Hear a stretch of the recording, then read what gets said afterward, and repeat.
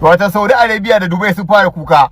Da Saudi Arabia da Dubai sun fara kuka saboda sun ga munafincin da suka yi ya fara komawa kansu. Inda suka fito suna magana cewa wai me yasa America ta kyale su ta ki ba su kariya ta bari makaman Iran na ta dira a cikin kasar su, amma America ba ta ba su kariya, maimakon America ta zo ta kare musu, amma America gaba ɗaya ta kwashe iya defense system din su, sun je sun mika shi zuwa kasar Isra'ila, sun mai da hankali kan military base din su na kasar Isra'ila don su ba ma Isra'ila kariya, su kuma an kyale kasar su ana ta da gurguzan su.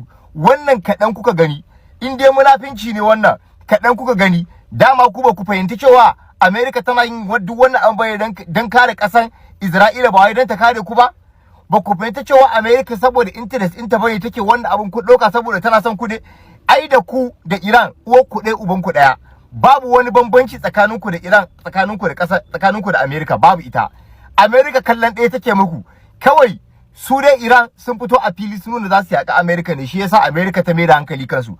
Amma ku yaƙan mummuki ake muku, kisan mummuki ake muku saboda ku ba ku fito ku bayyana cewa za ku yaƙe su ba. Wannan dalilin ya saka watakan yanzu za ku ƙara fahimta, ba dai kun biya ma America da Yahudawa kun je ana yaƙan ƴan uwanku ba, ana nan zuwa kanku kar ku manta. Yanzu kun fara gani a nan ma kawai kun tabbatar da cewa America ta zaɓa kasan Isra'ila, ba ku fara kuka ba tukunna, ba ku fara gani ba. Wannan sakamakon wannan abin sakamakon hare-haren da kasan Iran ta kai yau a kasan Saudi Arabia ne, wanda ta bambame wani babban refinery a kasan Saudi Arabia, wanda ya ƙara tada hankalin mutanen Saudi Arabia, yasa gwamnatin Saudi Arabia ta fara kuka. Me yasa har ta fara korafi da ƙasar America?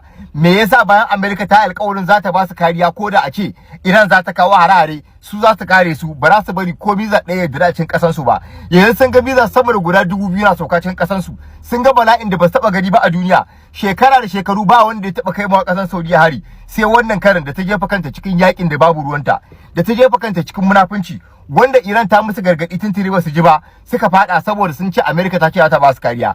To ita kanta American ta kasa ba ma kanta kariya, balle ta ba ku kariya. Jiragen ta kun ga inda Iran ta kakkabo su kamar tsuntsaye a sama, kun ga inda ake harbo jiragen ƙasar America, kun ga inda ake rugurugu da ƙasar Isra'ila din, wa'anda za su ba ku kariya su ma yanzu neman kare kansu suke sun kasa. Wannan shi ake kira nafsi, kowa ya ta kanshi wannan.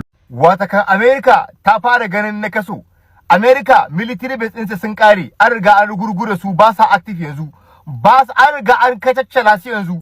Ta rubuta leta ma ƙasan UK, watan Ingila kenan, doi ta taimaka mata ta bata military base ɗinta domin ta yi amfani da shi, saboda ita nata military base ɗin an riga an yi rugurgura su gaba ɗaya a yankin Middle East. Watan Iran ta riga ta lalata military base ɗin ƙasan America wanda yake Middle East gaba ɗaya. Yanzu ta nemi taimakon ƙasan Ingila da ta taimaka mata ta bata military base ɗinta domin ta yi amfani da shi a wannan yankin.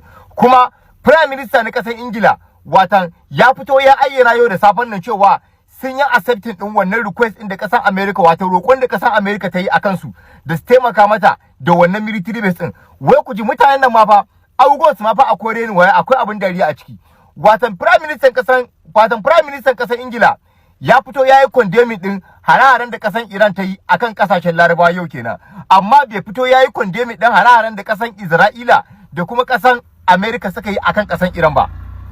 Me yasa bai yi condemning ɗin wancan ba, amma ya yi condemning ɗin hare-haren da ƙasar Iran take yi? Wannan ya fito ya tabbatar da cewa shi ma yanzu Ingila ta shiga cikin wannan yakin gadan-gadan. Military base ɗinta yanzu za a yi amfani da su wurin farmakan ƙasar Iran, za su tabbatar da cewa sai sun lalata inda Iran take da wannan miza ɗin nata, inda take ajiyar makaman tafiya wata kan rumbun makaman ƙasar Iran, za su tabbatar da cewa sun lalata shi, sun rusa shi. Shine kawai hanyar da zai kawo daidai da za a dakatar da Iran game da hararen da take akan yankin Middle East kenan.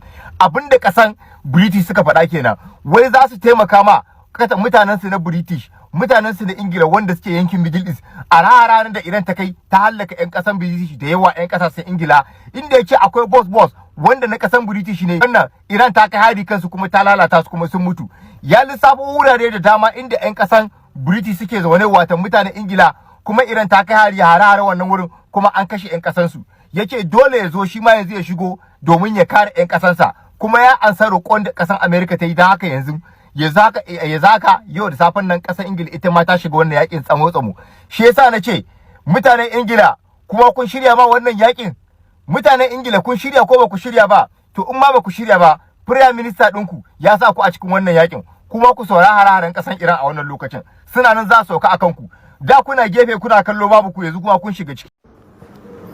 Wato kasashen larabawa a yankin Gulf da suka hada da Saudi Arabia, Jordan, Qatar, Oman, Bahrain, United Arab Emirates sun ce kasar Iran da daina kai musu hari, kuma ta sani suna da daman da za su mai da martani akan irin halin da suka shiga, akan hare-haren da take kai musu akan sansanonin sojin Amurka.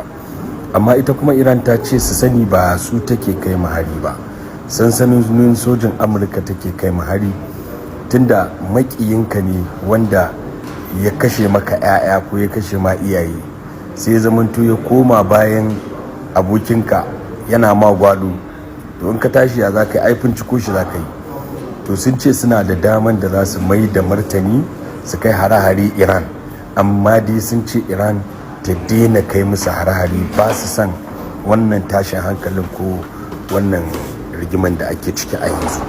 So muna fata dai abubuwa da za su sauki, don gaskiya abubuwa ƙararin caɓewa suke, kuma babu alheri a rigima. Ni dai abin da na sani kenan gaskiya.